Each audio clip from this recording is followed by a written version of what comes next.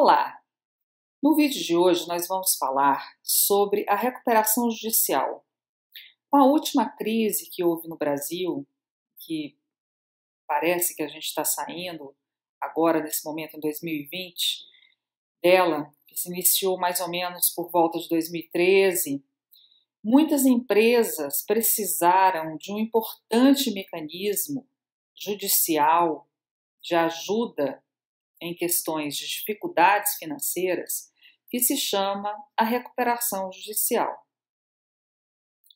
A recuperação judicial, ela é possível quando a empresa está na iminência de falir, de falência, mas um outro requisito que é exigido para que esse pedido seja processado junto ao judiciário é justamente que ela ainda seja viável. Então, são dois requisitos: a pré-quebra, ou seja, a iminência de que se nenhuma atitude seja tomada, essa empresa vá à falência, mas ainda um requisito concomitante que, apesar dessa iminência, ela seja viável, ou seja, com o remédio da recuperação judicial, ela pode continuar sua atividade empresarial. A lei de recuperações judiciais, ela é importante porque ela tira a questão da dívida, as dívidas da empresa, de um âmbito, de um espaço privado que diz respeito à empresa e seus credores, para um olhar público, um olhar coletivo, em que o princípio da preservação da empresa, ele é muito importante, ele deve ser aplicado. É importante que a empresa empregue, que ela continue a pagar os salários dos seus empregados, que ela preste aquele serviço ou que ela ofereça aqueles produtos que ela traz para a coletividade, para os consumidores, para as pessoas em geral. Então, o Instituto da Recuperação Judicial, ele visa basicamente, ele repousa sobre o princípio da preservação da empresa. Por que preservação da empresa? Porque são salários, são empregados que estão envolvidos na atividade empresarial. É a coletividade que consome aqueles produtos que são fabricados pela empresa, seja a pessoa jurídica, sejam pessoas físicas. São os consumidores que estão envolvidos também com aquela atividade empresarial, seja prestação de serviços, seja fabricação de produtos, seja venda de produtos. Interessa ao coletivo que aquela empresa dê certo, que ela permaneça no mercado, que ela continue empregando pessoas, que ela continue produzindo riqueza. Então, a recuperação judicial, ela visa a preservar essa empresa, desde que ela seja efetivamente viável. Se a empresa chegou num nível de endividamento que torna inviável a continuidade de sua atividade empresarial, aí é o caso realmente de se decretar a falência. Mas, estando na iminência, na fase pré-quebra, não é exatamente quebra, ainda é viável, ainda é possível, com a moratória, por exemplo, que é decretada assim que a recuperação judicial é processada, todas as dívidas, todos os juros das dívidas ficam suspensos pelo prazo de 180 dias. A empresa ela tem 60 dias para apresentar um plano de recuperação que seja aceito em assembleia por seus credores, mas nesse período de 180 dias existe uma moratória, que já é um grande alívio dependendo da quantidade de juros que se é pago com dívidas, por exemplo, ou da situação da empresa. Falar de recuperação judicial, não tem como não abordar a questão do Instituto da alienação fiduciária em garantia. O que é a alienação fiduciária em garantia? É um instituto em que o devedor transfere a propriedade de um bem seu, de sua propriedade, para o credor, como garantia de que aquela dívida será paga.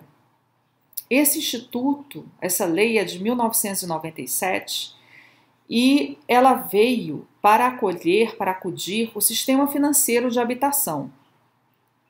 Entretanto, hoje em dia, atualmente, esse Instituto de Alienação Fiduciária em Garantia foi banalizado no Brasil, ou seja, a maioria dos contratos de empréstimo, sejam entre instituições bancárias e seus devedores, seja entre outras pessoas que não façam parte do sistema bancário, esse contrato ele é utilizado indiscriminadamente hoje em dia no Brasil.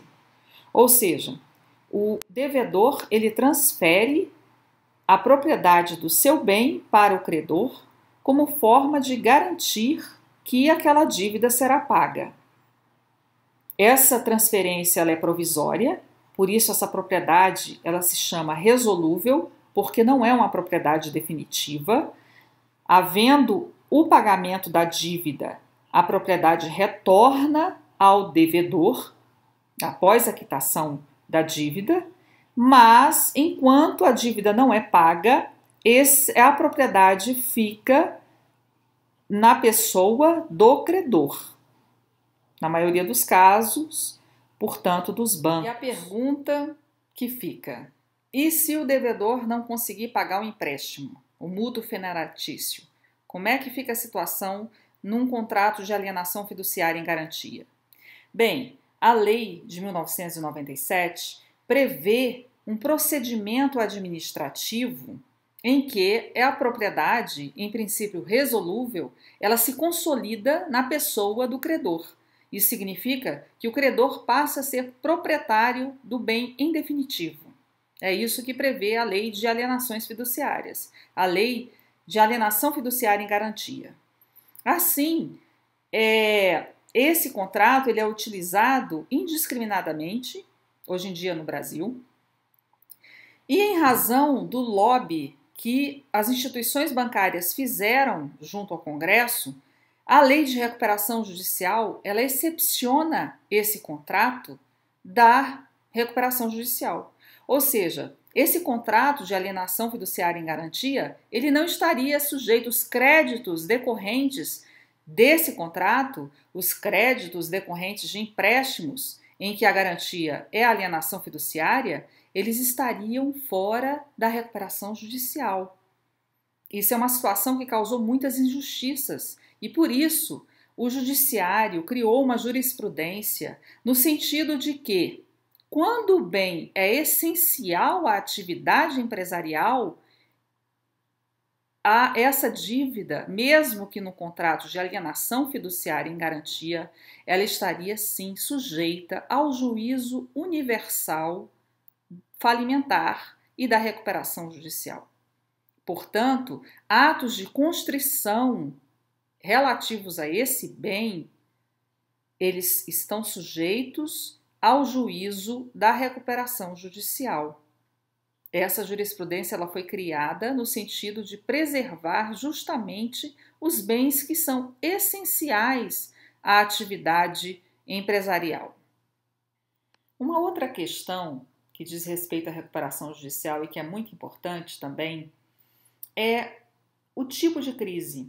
Normalmente, a crise que leva uma empresa à pré-falência é má administração.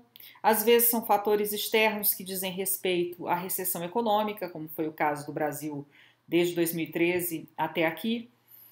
E existe essa questão que é posta, que não foi ainda pacificada pela nossa jurisprudência, que diz respeito a se a lei ela exigiria que essa crise fosse necessariamente interna. Eu entendo que fatores externos também dão ensejo ao pedido de recuperação judicial. O que isso quer dizer?